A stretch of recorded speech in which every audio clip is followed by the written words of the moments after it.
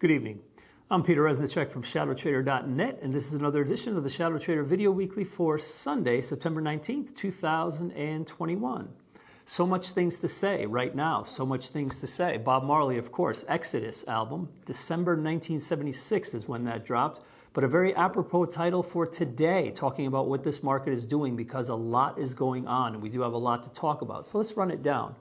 Number one, there was a very surprisingly large move lower on Friday, given that it was an options expiry. It was a quarterly expiry, a quad witch as they call it, and usually we get a little bit more balancing action. As you can see here, the market is still moving down late in the afternoon on Friday, even moving lower still. What that did is it gave us a breakout out of a 4-day balance area. That's a market profile term, balance rules, breakout of balance. I'll show you all that on that chart. On the technical side of things, what it also did is brought the S&P cash index down to the 50-period moving average. This is important, very key. So we're going to look at all the technicals surrounding that event.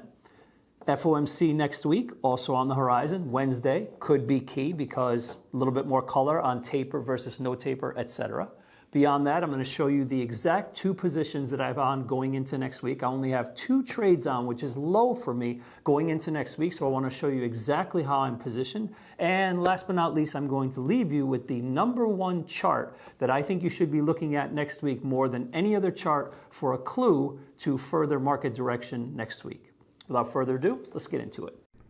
Okay, let's start on this market profile chart and talk about what I alluded to in the intro about the surprisingly large move on Friday heading into the OPEX, or what was the OPEX. So we came into the session with this very balanced overnight inventory, and overnight inventory is balanced when it is equally distributed on either side of the settlement. And my thought process was that we would be actually relatively flat on this day and not liquidate hard from the open, generally for 2 reasons. One, options expiry, especially a quad witch, usually is a little bit choppy. People are pushing equity around to get it to hold at certain strikes, and especially in the afternoon you'll get kind of less action. And 2, of course, because whenever the overnight inventory like this is balanced, it generally points to at least somewhat of a follow-through in the regular trading hour session where the day will be somewhat balanced. Beyond that, we were in a 4-day balance area already, so balance rules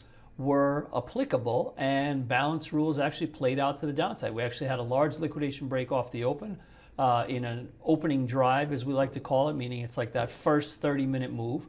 And then when value ended up building, it built a lot lower, but most importantly, we had a balance area low breakout. So we have a breakout from balance. And what does that mean? As per the balance rules, is that we should be now looking for the potential, at least, of a move that is the same amount as the high and low of the balance area. So if this is 44.25 and this is roughly 44.75, if you were to take a few points, that's 50 points. So there is potential, at least breaking out of this 4-day balance area, that we move 50 points to the downside. Now we've already moved a piece of that. Notice that futures went as low as 44.10 from the 44.25, so 15 points of that to this low has already been done. But just keep that in mind as a basic guideline of how the balance areas work. All right. Now, what that did on a technical level, which is really noteworthy, is the fact that it took the SPX down to the 50 MA and parked it literally like right at it. And this is important. We haven't actually traded below the 50 in some time. Notice here we just had 1 day, but it was a fake out. Here we held the 50. Here we held it again. Held the 50. Here's 1 day of trading through the 50, which literally lasted a grand total of 1 day. Here we held it, and this actually was the last time period, which is November of last year, that the S&P has traded below the 50-period moving average for more than like a half a day or a day. So keep this in mind. This is important on a technical level. Where could we go? I am just watching my channel. I'm going to be watching the 50 very closely on Monday and into next week, and I've drawn a secondary trend line here, which takes the S&P.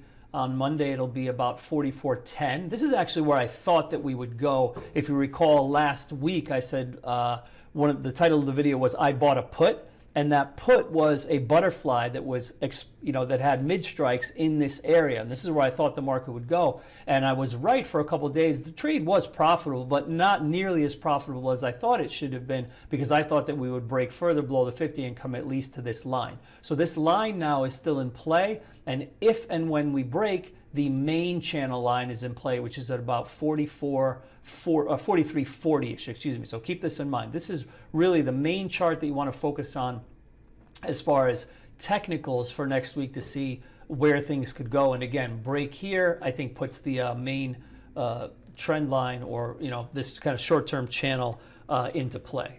And also, amongst all of this technical activity, the balance area breakout, the 50-period moving average, we've got a Fed next week, and this could definitely be a little bit of a shakeup as we get closer and closer to a potential raise in interest rates and potential taper. I always think these are generally market-moving events as they are. Those of you who follow me in the weekly options advisory know that I'm generally pretty flat ahead of these meetings. I don't like to be in a lot of stuff because I'm a short-term trader, and most of my positions expire every single Friday, because short-term weekly options is the universe that I play in. So I'm generally not in a lot of stuff. So trade accordingly, depending on what your outlook is. But regardless, September 21st and 22nd, Wednesday at 2 p.m., of course, is the announcement as usual. And that could shake things up as well and bring a little bit of volatility into the market.